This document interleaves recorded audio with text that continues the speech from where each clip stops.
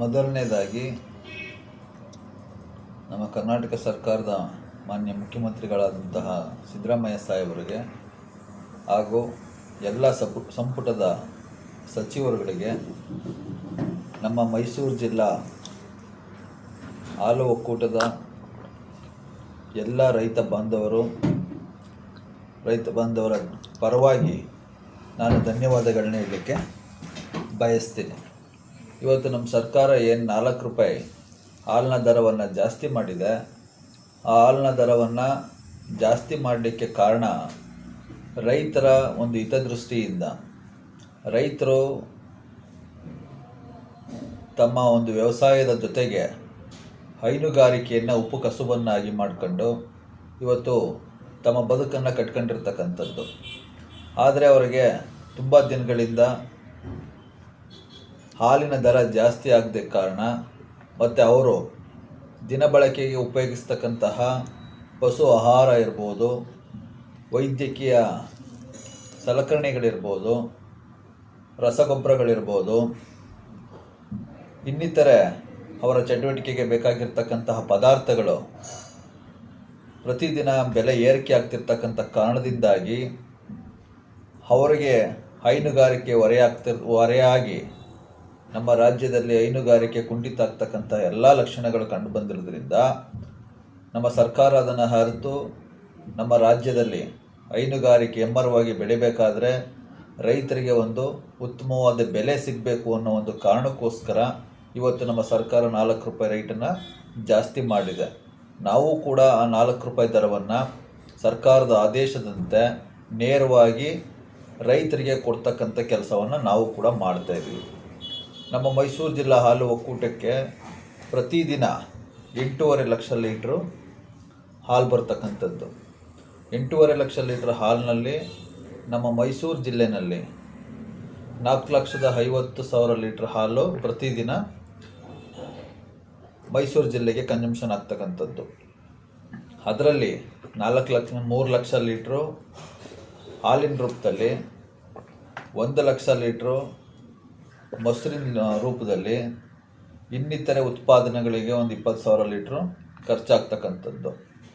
ಇನ್ನು ಉಳಿಕೆ ಏನು ನಮ್ಮಲ್ಲಿ 4 ಲಕ್ಷ ಲೀಟ್ರ್ ಹಾಲು ಬರುತ್ತೆ, ಅದನ್ನು ಕ್ಷೀರಭಾಗ್ಯ ನಮ್ಮ ಮಕ್ಕಳಿಗೆ ಕೊಡ್ತಕ್ಕಂಥ ಪ್ರತಿದಿನ ಹಾಲೇನಿದೆ ಸರ್ಕಾರ ಫ್ರೀಯಾಗಿ ಅದಕ್ಕೆ ಪೌಡ್ರ್ ರೂಪದಲ್ಲಿ ಅದನ್ನು ಕೊಡ್ತಕ್ಕಂಥದ್ದು. ಮತ್ತು ತಮಿಳುನಾಡಿನ ಚೆನ್ನೈನಲ್ಲಿ ನಮ್ಮ ಮಾರುಕಟ್ಟೆ ಇದೆ, ಅಲ್ಲೂ 50,000 ಲೀಟ್ರ್ ಪ್ರತಿದಿನ ಮಾರಾಟ ಮಾಡ್ತಕ್ಕಂಥದ್ದು ಇರ್ಬೋದು. ಕೇರಳದಲ್ಲಿ ಅಲ್ಲೂ ಡೆವಲಪ್ ಆಗಿ ಇವತ್ತು ಅಲ್ಲೂ ಒಂದು 20,000 ಲೀಟ್ರ್ ಹಾಲನ್ನು ನಾವು ಮಾರಾಟವನ್ನು ಮಾಡ್ತಾಯಿದ್ದೀವಿ. ಈ ಒಟ್ಟಾರೆ ಈ ಹಾಲಿನ ದರವನ್ನು 4 ರೂಪಾಯಿ ರೇಟ್ ಏನು ಜಾಸ್ತಿ ಮಾಡಿದ್ವಿ, ಅದಷ್ಟನ್ನು ಕೂಡ ನಾವು ರೈತರ ಒಂದು ಹಿತದೃಷ್ಟಿಯಿಂದ ನೇರವಾಗಿ, ಈಗ ನಮ್ಮಲ್ಲಿ 32 ರೂಪಾಯಿ ನಾವು ಇವತ್ತಿನ ತನಕ ರೈತರಿಗೆ 32 ರೂಪಾಯಿ ಕೊಡ್ತಾಯಿದ್ವಿ.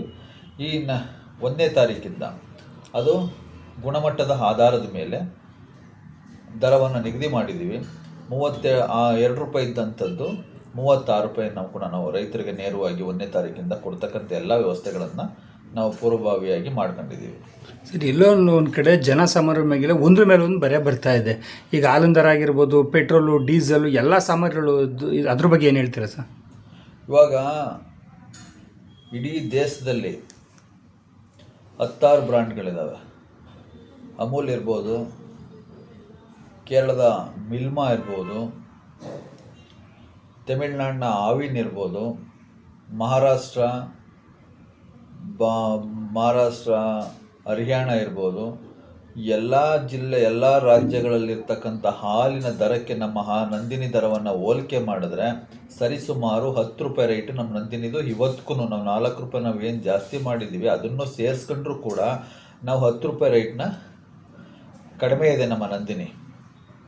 ಹಾಗಾಗಿ ಯಾವ ಗ್ರಾಹಕರಿಗೂ ಇದು ಹೊರೆಯಾಗ್ತಕ್ಕಂಥದ್ದೇನಿಲ್ಲ.